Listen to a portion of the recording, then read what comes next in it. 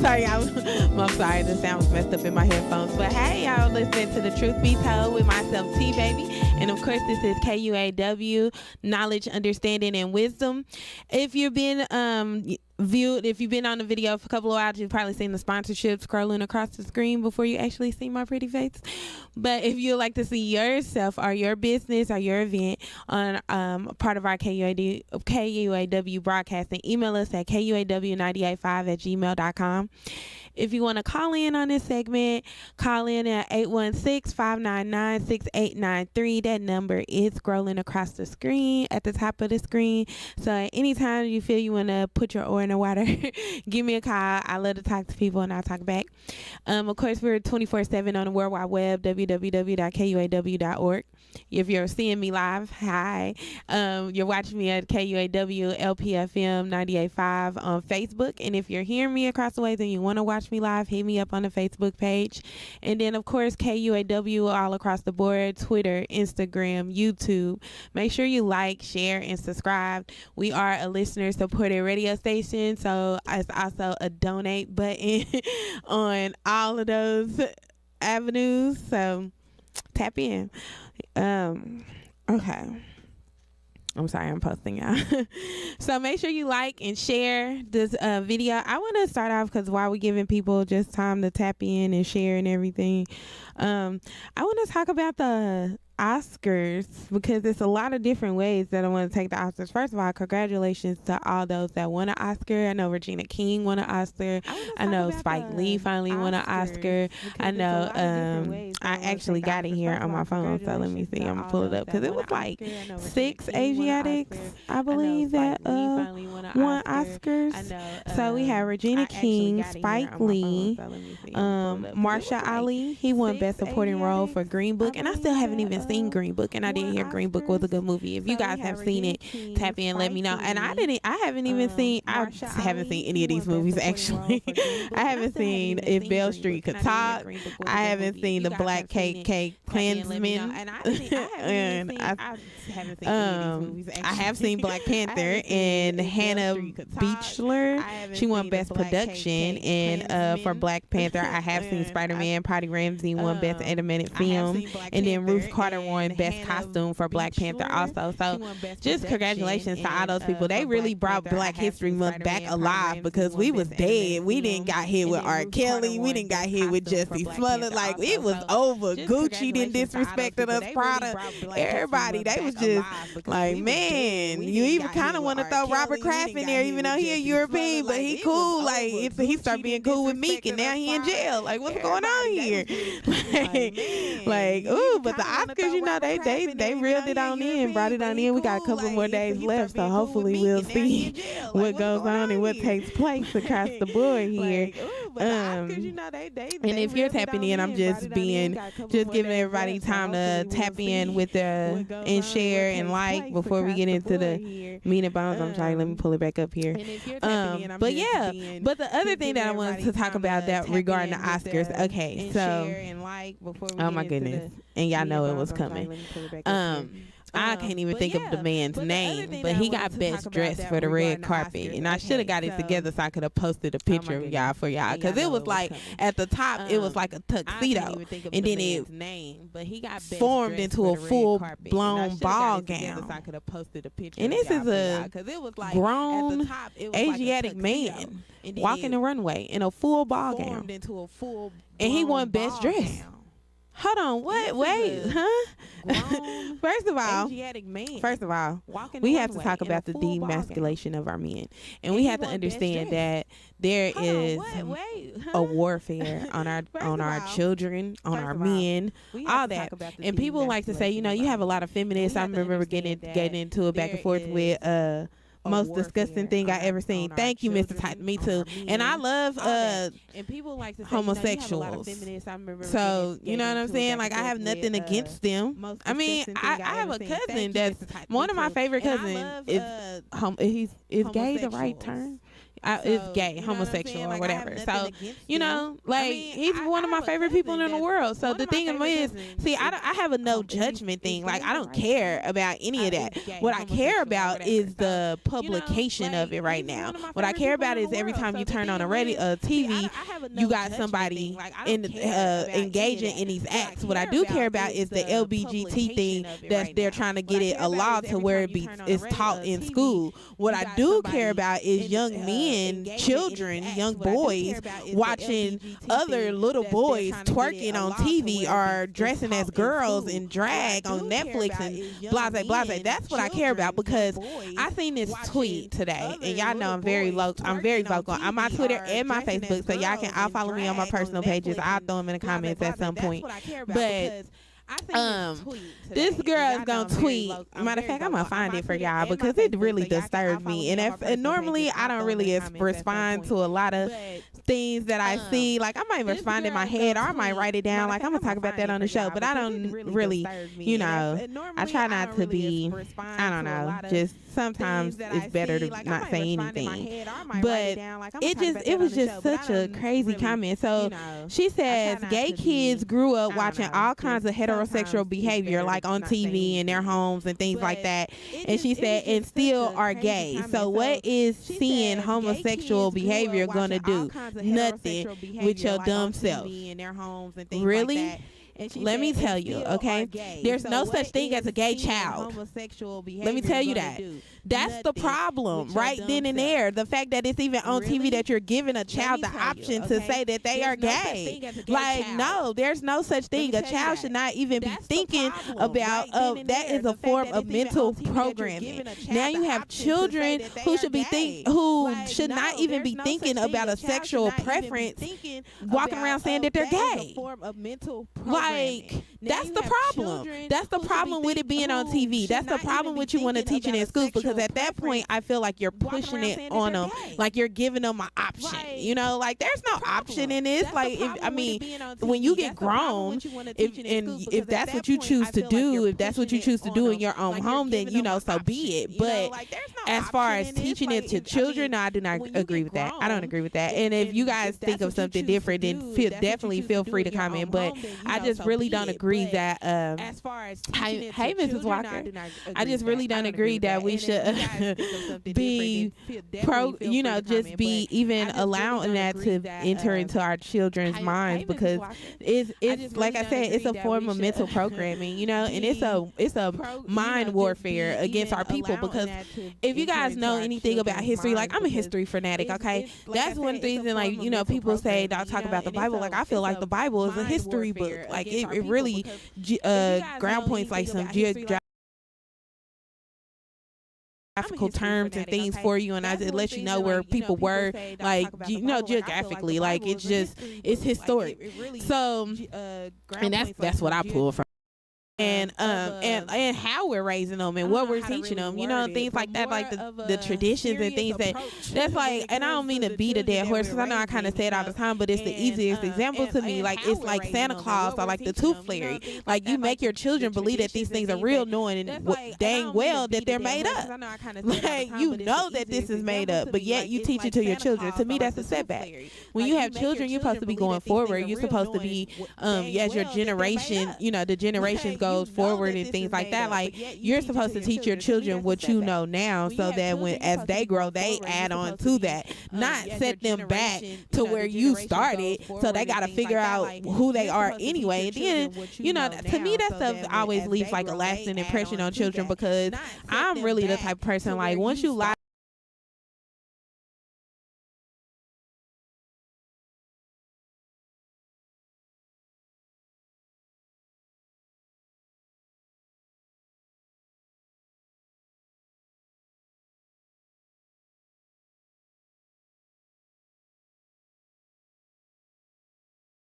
That's what I'm talking about. Courtney Black. Where we going, Kyle Irving? George R. Smith College in Sedalia, Missouri. It was open from 18. It's Courtney Black with the facts on Sherland with the radio, and you are in the entertainment segment with Courtney and Kyle. It's time for a social media shout out. Today I'm shouting out from Instagram my girl Donna Webster. What's up, Donna? We appreciate you, girl. If you want me to shout you out, follow us on Instagram at Cheryl Underwood Radio. You are listening to KUAW Radio, home of the all-new Jamal Bakes Show, and I'm Jamal Bakes, and thank you so very much for listening to the station bringing you talk, news, entertainment that you won't get anywhere else. Like, get it over with. And I've been hearing like a lot of people. If you like to watch me live on Facebook or YouTube, hop over to our Facebook page, KUAW Radio.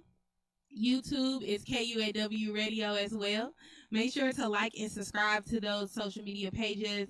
Invite your family and friends so that they'll be able to enjoy the content that we have here at KUAW.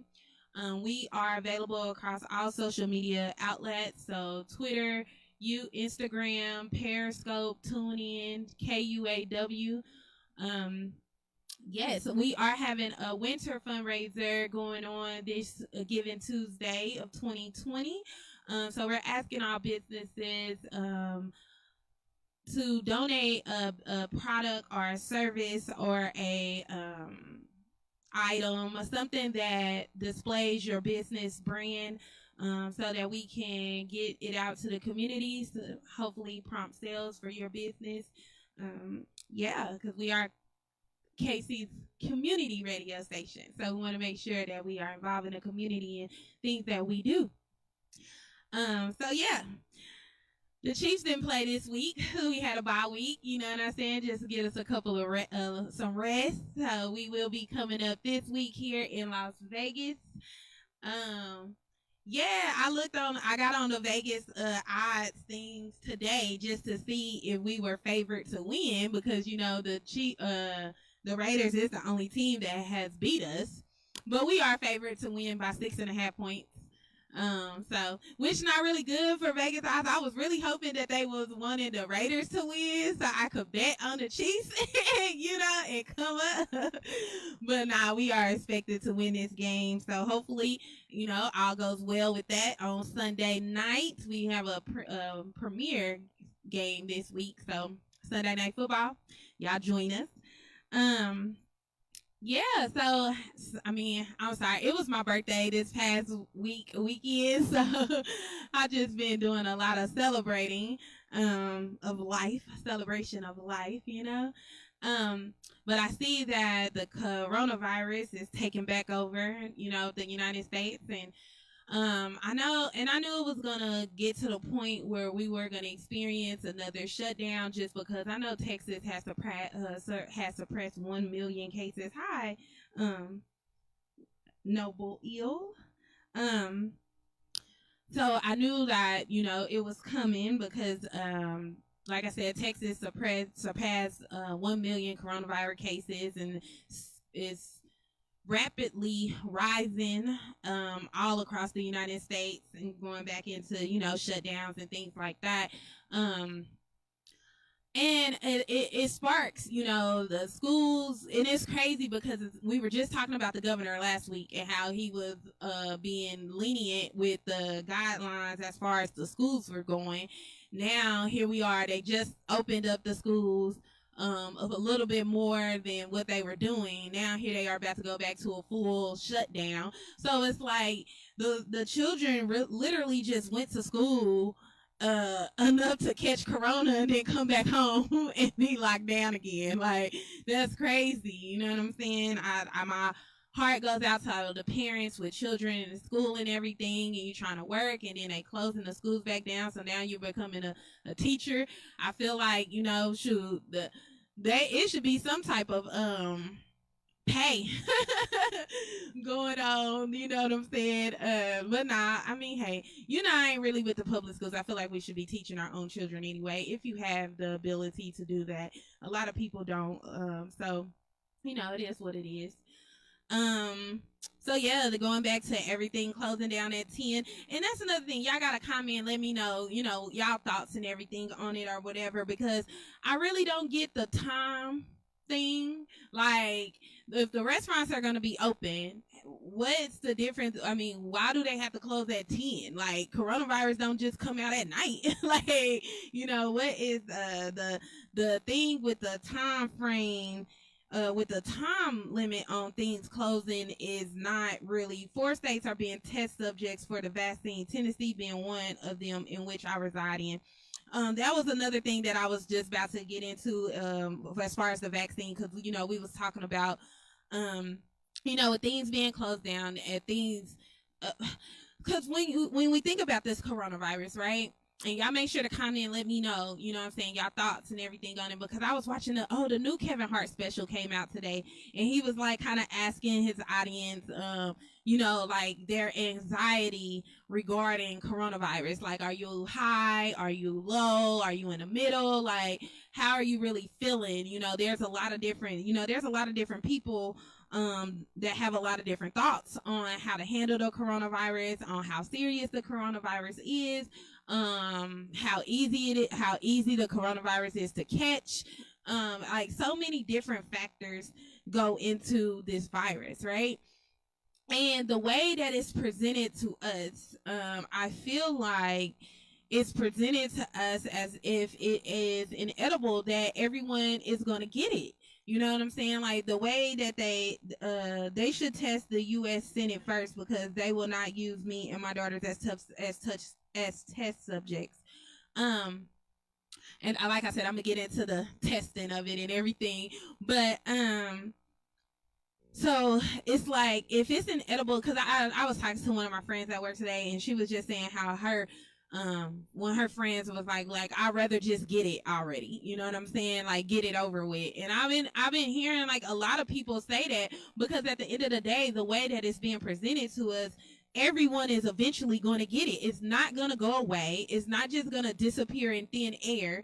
And so unless they do these mandatory vaccinations, then how are you going to determine when it's safe to reopen the country? It's like, is this the regulations that we're under, the guidelines that we're under, is this like the rest? Is this just how life is going to be? Because, you know what I'm saying, like, how is it just going to go away?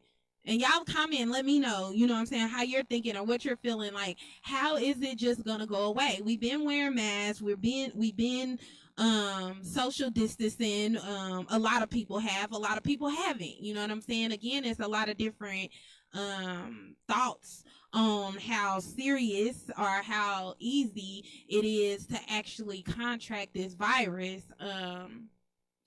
And so I just wonder, because like I said, if it's inedible that we're just gonna get it, then how like, I just don't see in the future, like, okay, so we got these guidelines, this shutdown and stuff, back until the end of January. So then the end of January, we reevaluate what's going on, and once we do that, then it's like, where do we go from there? Because, and I'm kind of leaning towards, okay, because so there was a rumor, I don't know how true it is or whatever, so that's why I'm stating it like this, that, Biden and them campaign and everything like that, they just wanted to do a countrywide shutdown for 4 to 6 weeks, which in my mind, that will probably be the best solution at this time, because